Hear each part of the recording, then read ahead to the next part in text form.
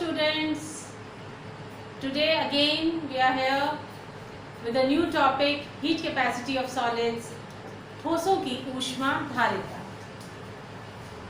Thermodynamics हम पढ़ते आए हैं ऊष्मा गति की, जिसमें कि हम हीट कैपेसिटी, एनर्जी, एंट्रोपी इन सब के बारे में पढ़ते हैं। तो उसी से रिलेटेड टॉपिक है आपका heat capacity of solid. Thermodynamics का टॉपिक है एक तरह से। आप इस ड्यूलॉन्ग एंड पेटिट का जो एक फाइंडिंग थी, ड्यूलॉन्ग एंड पेटिट ने एक खोज करी और उन्होंने दिया कि कोई भी पदार्थ जो ठोस तत्व है, ठोस अगर हम तत्व ले रहे हैं तो उसकी विशिष्ट ऊष्मा और परमाणु भार का जो गुणनफल है वो एक कांस्टेंट वैल्यू आती है, जो कि 6 कैलोरी पर केल्विन पर ग्राम एटम आती है। तो बच्चों, सबसे पहले क्योंकि ये इन दोनों का जो गुणनफल है वो ऊष्मा धारिता के बराबर होता है, तो हमें पता होना चाहिए कि विशिष्ट ऊष्मा क्या होती है। तो विशिष्ट ऊष्मा हम किसे कहते हैं कि अगर हमें 1 केजी पदार्थ का 1 डिग्री सेंटीग्रेड को तापमान बढ़ाना है तो उसके लिए जितनी ऊर्जा की ज़रूरत होगी उसे हम स्पेसिफिक हीट या विशिष्ट ऊष्मा कहते हैं। तो इसके लिए हम जो फॉर्मूला दे सकते हैं वो C = del E upon m del theta या del E = mc del theta. यहाँ चेंज इन एनर्जी हो गया और m आपका मास हो गया, C आपकी विशिष्ट ऊष्मा हो गई और del थीटा जो है आपका टेम्परेचर में जो परिवर्तन आया वो है। अब हमको यहाँ पर हीट कैपेसिटी ऑफ सॉलिड्स में मोनो एटॉमिक सॉलिड के बारे में पढ़ना है। अब आपको पता है मोनो एटॉमिक सॉलिड जैसे कि एकाणुक हम ठोस बोल रहे हैं, तो एक ही अणु है, एक ही एटम है उसमें, एक ही परमाणु है उसमें। तो उसके लिए डिग्री ऑफ फ्रीडम 3 होती है। एक एटम के लिए जो डिग्री ऑफ फ्रीडम है वो 3 होती है। आपको पता है डिग्री ऑफ फ्रीडम के बारे में, स्वतंत्रता की कोटि के बारे में, कि 3 तरह की होती है ये आपकी स्थानांतरण, ट्रांसलेशनल, वाइब्रेशनल कंपन और रोटेशनल घूर्णन। ये कोई भी एटम या मॉलिक्यूल कितनी उसकी डिग्री ऑफ फ्रीडम है, कितनी स्वतंत्रता की उसकी कोटि है, उसके बारे में हमें बताता है। तो यहाँ पे हमारा जो सॉलिड है, जो एटम है, हम उसको क्या समझ रहे हैं, उसको हम वाइब्रेशनल मोड में समझ रहे हैं कि वो जो कंपन कर रहा है, इसलिए उससे जो रिलेटेड डिग्री ऑफ फ्रीडम होगी वो क्या होगी, 3 कंपन विधाएं होंगी उसकी, और कुल वाइब्रेशनल मोशन की संख्या जो है वो 3n हो जाएगी, क्योंकि एक एटम में 3 डिग्री ऑफ फ्रीडम है और n हमारा एवोगाड्रोस नंबर है, तो कुल जो वाइब्रेशनल मोशन की संख्या हो जाएगी वो 3n हो जाएगी। और आपको पता है ऊर्जा का जो इक्विपार्टीशन नियम है, सम विभाजन का नियम है, चिरसम्मत सांख्यिकी क्लासिकल थ्योरी के हिसाब से प्रति कंपन विधा ऊर्जा kT होती है। एक जो वाइब्रेशनल मोड की ऊर्जा होगी, एक जो वाइब्रेशनल डिग्री ऑफ फ्रीडम से रिलेटेड ऊर्जा होगी वो कितनी होगी, kT होगी। तो अपना जो है वो 3n था, तो 3n kT हो गया। और हमें पता है कि n के बराबर r होता है, r जो है राइडबर्ग कांस्टेंट होता है, k जो है बोल्ट्जमैन कांस्टेंट होता है। तो यहाँ पर हम nk के बराबर r लिख सकते हैं, तो हमारा 3RT आ गया है ना। और हमें पता है कि स्पेसिफिक ये जो आपकी हीट है, हीट कैपेसिटी है, जिसको कि हम ऊष्मा धारिता बोलते हैं, ये किसके बराबर हो जाएगी, जो आपकी del E/del T एनर्जी का जो चेंज है उसको हम टेम्परेचर के चेंज के साथ एट कांस्टेंट वॉल्यूम पढ़ेंगे, वो हमारी heat capacity at constant volume होगी। ऊष्मा धारिता हम किस पर पढ़ रहे हैं, हम आयतन को क्या कर रहे हैं, स्थिर कर रहे हैं, कांस्टेंट कर रहे हैं, और फिर जो टेम्परेचर बढ़ने के साथ जो ऊर्जा में परिवर्तन आएगा उसको हमें कैलकुलेट करना है। तो वो 3R के बराबर होता है। और आपको पता है R राइडबर्ग कांस्टेंट की वैल्यू अगर हम कैलोरी में देखते हैं तो 1.987 कैलोरी आती है। उसके हिसाब से लगभग ये 2 मान लेते हैं तो 6 कैलोरी पर केल्विन पर ग्राम एटम आता है। अब जैसा कि ड्यूलॉन्ग एंड पेटिट ने बताया कि भाई आपका सभी के लिए, कोई भी सॉलिड हो, सबके लिए मान जो है वो 3R के बराबर आएगा, यानी कि 6 के बराबर आएगा। पर ये देखा गया कि कुछ उसमें कमियां आई, मतलब वो नियम जो है सारे तत्वों के लिए सही नहीं बैठा। आपका जो है बोरॉन है, बेरिलियम है, कार्बन है, सिलिकॉन है, और आपका ये ब्लड है, इनके लिए जो है वैल्यूज जो है वो स्थिर नहीं आई।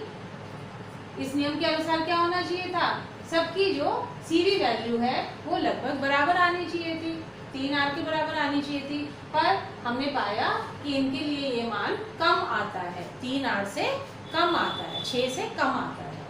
दूसरी बात ये कही गई कि भाई हम कह रहे हैं कि हर टेम्परेचर के ऊपर जो एटम का वेट है वो तो स्थिर है, चेंज नहीं होता। ये नहीं है कि 10 डिग्री पे कार्बन का जो है वो 10 हो गया और 20 डिग्री 40 डिग्री पे वो डबल हो गया, ऐसा कुछ नहीं है। हर टेम्परेचर के ऊपर परमाणु का जो भार है हम वो कांस्टेंट ही मानते हैं।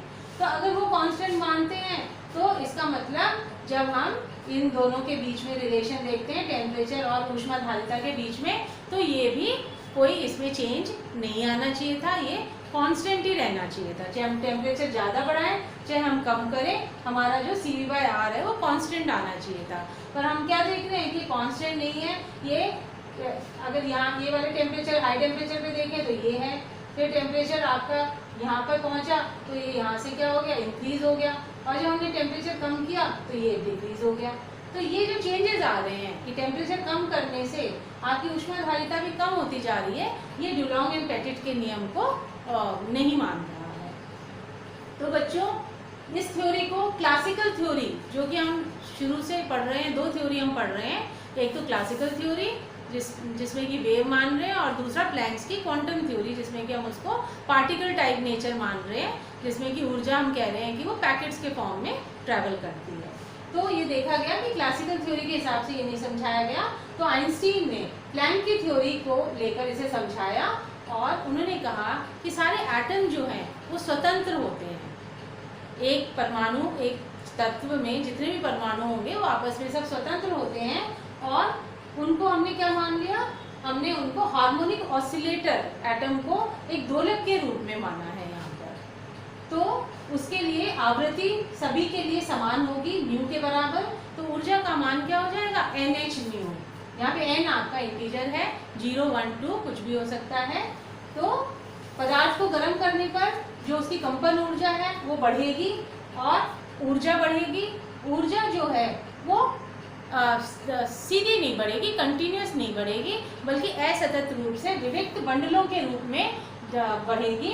और उसका मान क्या होगा, प्लैंक्स के नियम के अनुसार E = h न्यू, जो हमारा नियम है, h new, 2h new, 3h new, ये n के मान पर निर्भर करेगा, या फिर E, 2E और 3E।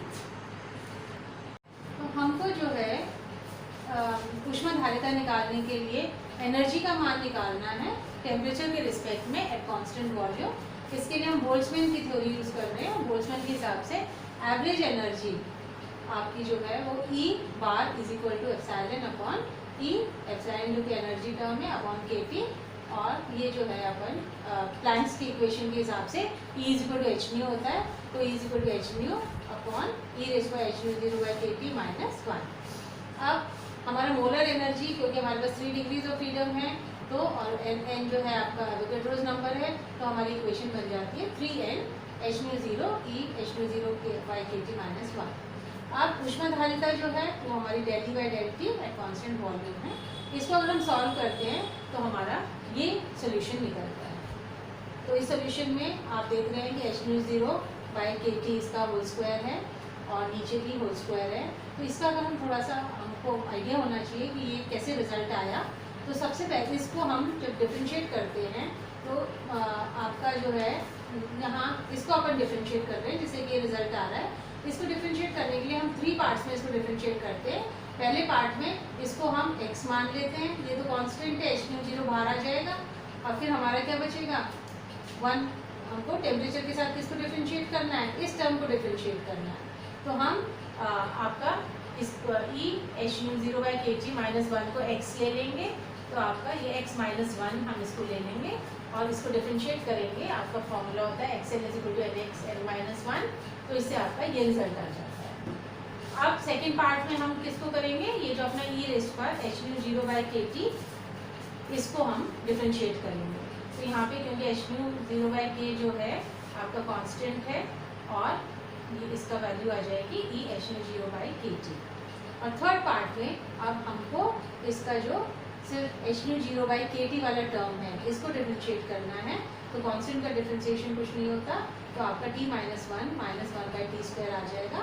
और इन सब हम तीनों को जब जोड़ेंगे लास्ट में तो हमें यहाँ पर t² क्योंकि नीचे से आ रहा है तो हमें k के साथ इसको kT² बनाना है, तो यहाँ पे हम एक k से मल्टीप्लाई कर देंगे और हमारी इक्वेशन जो है वो ये आ जाएगी 3nk HNO0/kT² e⁻HNO0/kT और e⁻HNO0/kT - 1²।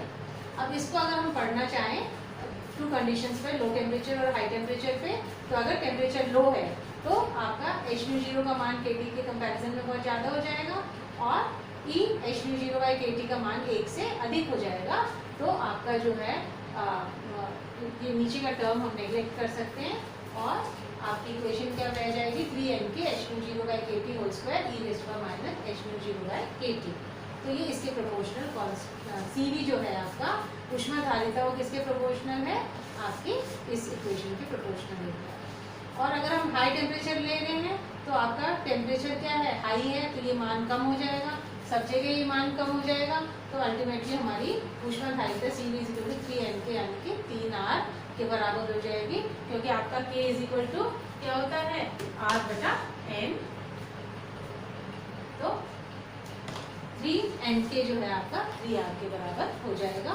और R का मान हम मानते हैं कि कैलोरी में अप्रॉक्सीमेटली R को 2 मानते हैं, तो उस हिसाब से इसका मान जो है 6 कैलोरी पर केल्विन पर ग्राम मोल एटम -1।